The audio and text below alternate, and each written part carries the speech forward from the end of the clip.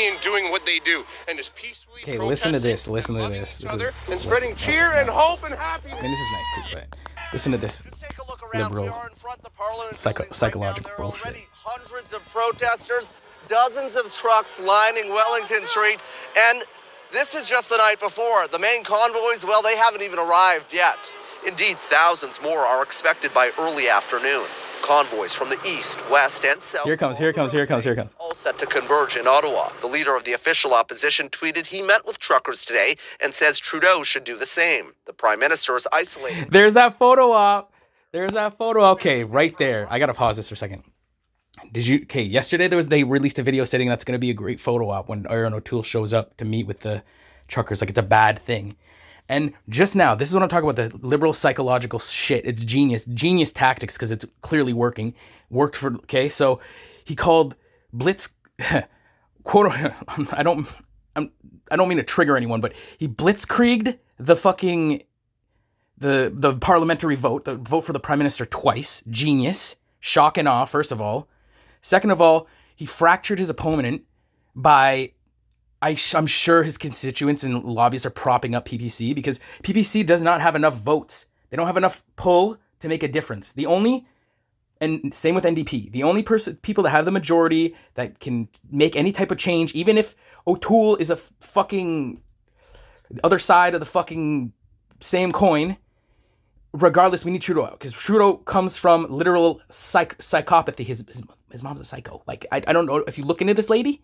Like, and we got this guy running our country, like, and he's friends with his best friend in college is a pedophile. Like, what? That's who's running our country, yo. Like, what the fuck? It's like Macron and his mommy. Like, what is going on? These people are fucking degens.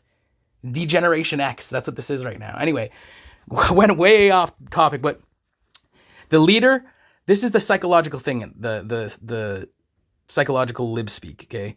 The leader of the opposition, the official leader of the opposition, this is what I mean. They're splitting up, they're fracturing their opponent, back to their tactic, genius liberal tactic, fracture their opponent, and now they're spreading out they already have their base. Their base is going nowhere because they're zombies already. That's the whole point of being liberal, is that you have somebody to wipe your butt and you don't have to pay attention to anything, right? And that's why the majority of people that are in agreement with like these mandates and liberal moves right now is because they're old or they're useless, and there's a lot of those people, sadly, and there's a lot of people that aren't like that, but are forced to be, in situations where they can't earn an income, and they, it's very desperate situations, and like, this is what I mean, like, our government's dropping the ball here on the people, and then telling us that they're taking care of us with big smiles on their face, which is absolute insanity.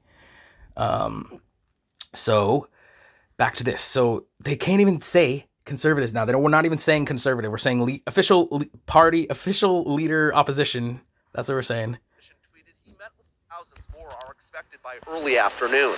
Convoys from the east, west, and south on the road today, all set to converge in Ottawa. The leader of the official opposition tweeted he met with truckers today and said... The leader of the official opposition. They won't even say conservative. Because of a COVID exposure. You're prepared to stay for a month? Does that not sound like CCP? The leader of the official opposition. Just say conservatives. Truckers arrived saying they are prepared... Yeah, the Liberals just gave us a new $2 million grant, guys, here at CBC, and we're not allowed to say conservative at all now, so it's just official party leader of the opposition. You guys are screwed. So you mess with the truckers, you have to deal with it. The convoy has picked up people with a variety of grievances along the way. As for concerns about security, the protesters we talked to say that's media and government hype. We're all doing this peacefully. We all just signed a contract and a code of conduct. We're all on board with this. This is for all of Canada, not just for Ontario or not just for the truckers. This is for everyone. And we continue to hear those horns blaring behind you tonight. Travis, what else did you hear from the people you spoke to today? It's blaring. They show Confederate flags and don't tread on me, like trying to ugh. It's about their livelihood. It is about their ability to provide for their families. Some say that they can't get the vaccine. Others say that this is a fundamental infringement upon their freedoms. Some say they can't. There are people that can't. Are there? Are there not? People that can't get the yeah, there is. There are. All right, CBC's Travis Danran. Religious purposes, there's people that probably allergic to certain ingredients. Prompting some security concerns from police, Ottawa businesses, and residents. Hannah Thibodeau was on Parliament Hill earlier and lays out how the city is preparing. This is the scene from Parliament Hill. As you can see, trucks, tractors, even RVs lining the street 3 thick. And as the protest... I wonder how much she gets paid. She gets to chill right on Parliament Hill, eh? Oh, police putting out barricades, setting up cameras, and even calling in other jurisdictions. And as night fell, the tone of the protest also changed. Truckers and protesters remained peaceful well into the night. But as the scene got louder, the police presence grew. These demonstrations are national in scope. They're massive in scale. Unfortunately, they are polarizing in nature. It's making some the government right now in power is polarizing in nature. And it's very this is the only thing that's taken up our minds the whole day. Well, the past 3-4 days actually, because of the buildup. How is it polarizing? What's the other side of this?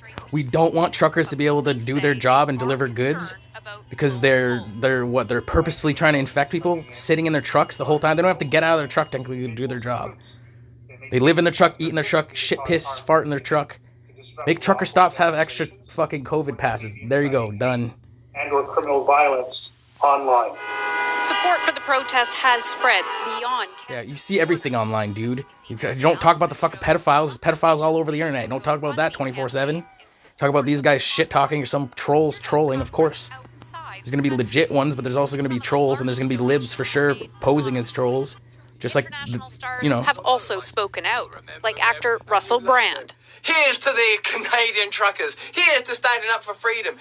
Meanwhile, back in Ottawa, businesses 1 block from the demonstrations are worried, especially after already being hit hard financially by pandemic shutdowns. A lot of these people, as they're truckers and such, they're independent business people. So we hope pandemic shutdowns, aka government mandates that the truckers are protesting.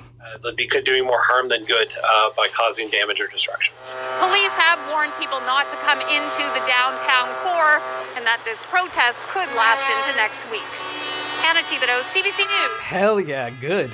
Last into when they change things. Showed their support for the convoy as trucks and other vehicles headed to Ottawa. A number of truckers in Quebec gathered at border crossings before hitting the road to the main event. Sarah Levitt visited a truck stop at one of those crossings to dial into some of the conversations there. We got Indian people, we got everybody under the rainbow. You gonna tell me these are extremists? These are racists? This American truck driver says he first heard about the... They're calling every Indian truck driver. They're only interviewing... They won't interview an Indian truck driver or a Chinese truck driver. What is this? You're telling me there's not one Indian or Chinese truck driver or black truck driver? There's no Native American truck drivers? You know why the Native American... Actually, as at Ojibwe, you know why the natives can't talk in this? Because the libs totally fucking fund-gunned us. Fund-gunned. Which is we won't fund your reserves. We won't give you all the fucking resources you need unless you go lib and vote for us. Like, it's ridiculous. You should look into it. Each individual reserve, they're all libby.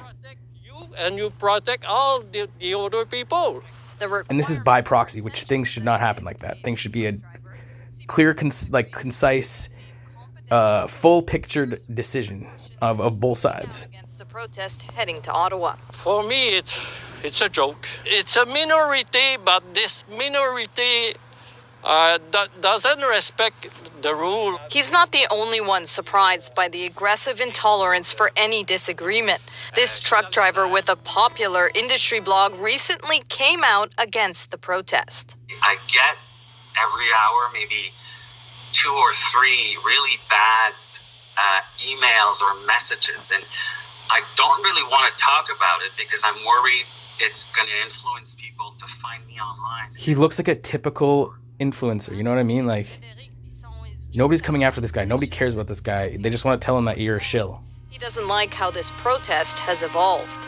Wow, we didn't sign up for that kind of protest. We didn't think it was going to be like that. And now like what? What is happening? Nothing's happening so far. We'll stay away and continue to take this crossing alongside many others. Sarah Levitt, CBC News, Saint-Bernard-de-la-Colle, Quebec. They keep refusing to specify We didn't think it was going to be a protest like that and all like that. Like, what? Everything's still working. I just saw the live video. We just showed us. Everything's still going down. It's because one of his children tested positive for the virus. The Prime Minister said on Thursday he would self-isolate for 5 days in accordance with guidelines from Ottawa Public Health. Oh, that's what I didn't want Health to say. officials offered a note of cautious optimism about the pandemic today, coupled with a warning Omicron cases have now peaked nationwide, but hospitalizations have not. They've peaked. They call it? Oh, it peaked. Oh, yeah. Yeah, we checked it. It's peaked now. We're good. But the number of COVID-19 patients in hospital continues to break records, with roughly 11,000 Canadians in a hospital bed. Of those, more than 1,200 are in intensive care, and more Canadians than ever are still dying. Well, Omicron has tested Canada's healthcare system like nothing before. And as Christine Birak shows us, that test is not over, despite some hopeful signs. Infections are coming down, and optimism